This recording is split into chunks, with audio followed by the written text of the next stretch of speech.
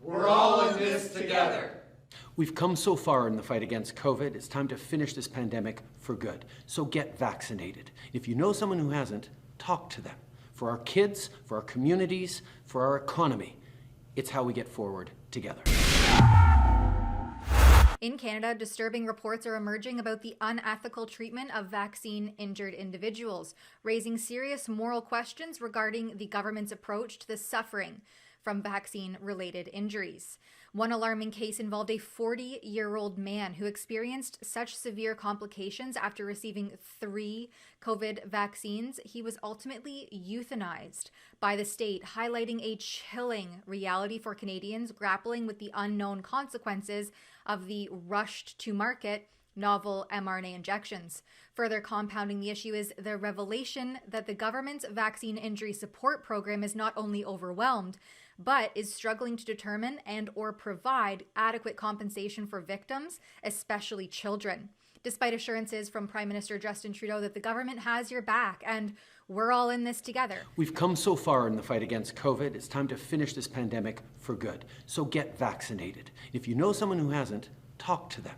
For our kids, for our communities, for our economy. Financial support for those injured by vaccination report an uphill battle in navigating a dizzying bureaucratic maze that seems ill-equipped to address their needs, leaving many desperate and feeling abandoned. Offering euthanasia instead of assistance to vaccine-injured individuals is not only deeply troubling and horrifying, but raises urgent ethical questions about the value we place on human life and well-being. So I wanted to call Trudeau's Vaccine Injury Support Program, simply called VISP, and point some questions their way. Now, I ended up calling a few times, and each one confirms that the program is overwhelmed. Here is a snippet of the first call. What is the current wait time for those who are seeking VISP? The wait time for the ones who have already applied, or? Yes. The wait time we can't really determine because there is no time frame. So I was reading that there's a standard time of about 12 to 18 months. Is it usually about that, or is it more? Usually, I would say that it's about that, but sometimes it could go beyond. Depends on the claims that we're receiving, like each day. And we can't really just. Sorry, go ahead. Yeah, but we can't really determine when somebody is going to get back to you. But as soon as you submit your applications, anybody can send you an email just saying that we received your email or your applications, and from there they'll let you know what's the next steps to take. There's been about 183 claims that have been approved. Do you know how many of those were for death? I can't really know because the only thing is just to give the information, the right information, but according to how many cases have been approved or how long it took, the only people who have access to that are the case managers and the people above them. So as we don't get to know all the information like that, we only have the necessary information just to give the claimants, just in case they need any help before getting to the case managers. But other than that, I'll be lying to you. Okay. Do you know how long it takes to get a case manager? I can't really determine. Like I said, let's say these past few months, there have been a lot of claims, so it takes longer than the months that it's written on the website. Right. That doesn't mean you cannot submit yours just to not to fall behind, because they work upon the claims and the applications according to how they submitted. Whoever submitted first is the one to go first. I see. So if there's been a lot of extra claims, are they hiring more case managers to help with that? Yep. Okay, but you don't know how many? No, I can't really determine that. Okay, is there someone who I can speak to that knows some of that information? Still, if you call back, you just because we don't transfer the calls, but still if you call back, the same person will tell you the exact same thing. Okay, so how does somebody find out that information? Sorry? How would you find that information if you don't have it? How do you find it? How do you find the information of how many case managers that we have? How many case managers, what is the current wait time, and how many of the 183 approved claims have been for death? If it's not on the website, then I guess that's within the company. Oh, okay, so it's private information. Yeah. But Canadian taxpayers are paying for this program, so shouldn't they have that information? I'm not saying they wouldn't have the information. They do have the information, just because we don't have the ability of saying the information. And nevertheless, we don't have even the information. So I can't give you the wrong information because it might come back to me once I give you wrong information. Sure, that's fair. Yeah. I'm just hearing a lot of times that people are waiting a very long time and they haven't even been assigned a case manager. So that's why I'm just wondering how effectively and efficiently the program is being run. To be honest, I really understand why they would say that, because the case managers, they're working, they're doing their best because they have a lot of cases. Mm-hmm. Yeah, I think there's almost on the whole NOT thing where we receive all the information. Trust me, they're doing their best according to what I'm seeing. There was some people who had vaccine injury and they were given MAID, the medical assistance in dying. Do you know how many VISP cases might have been given MAID? How many cases what? Were given MAID, that medical assistance in dying? Oh, they do. They do have them. They do have them.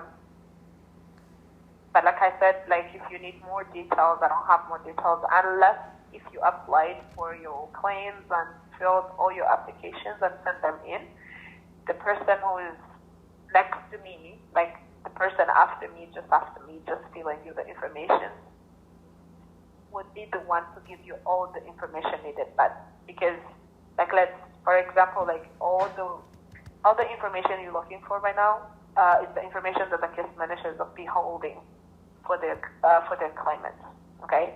But because I don't deal with the claimants, I only deal with information. I can't really have all the information. I don't even have access to that information.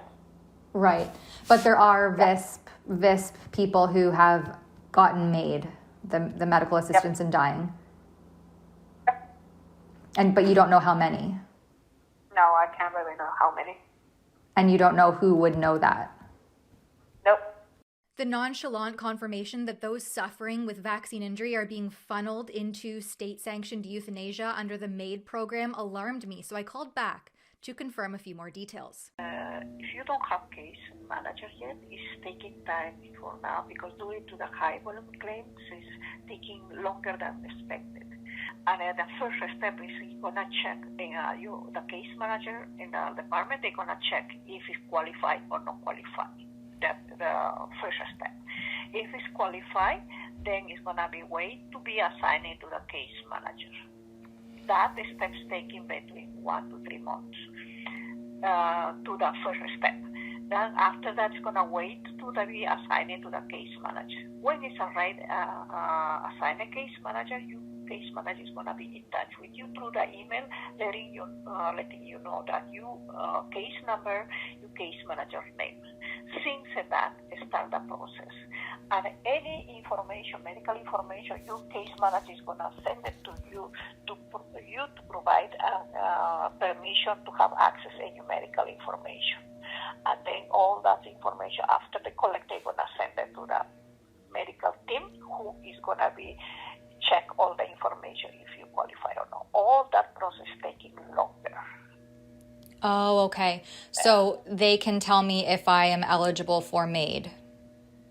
Exactly. Okay. And so I will take about 1 to 3 months to get a case manager, but that's a bit longer right now because there's so many people applying. Exactly. There is due to high volume claims, we're taking longer than expected. And once I get a case manager, then I can talk about getting MAID. Yes, your case manager, you're going to explain all the detail, what is going to be your process, what they're going to need it. All this information you're going to be in touch back and forth with your case manager. After being unable to obtain relevant information to my questions by calling program representatives, I reached out to the VISP info email address to see if they could tell me what the caseload ratio was, what the average wait time for VISP approval was, how Auxero has adjusted the program delivery to appropriately process the unexpectedly high number of VISP submissions, how many of the approved 183 VISP claims were for death, and how many VISP applicants have been given or offered MAID. Someone named Hannah took an inordinate amount of time to avoid answering my direct, specific questions, which were neither personal nor prying of personal information.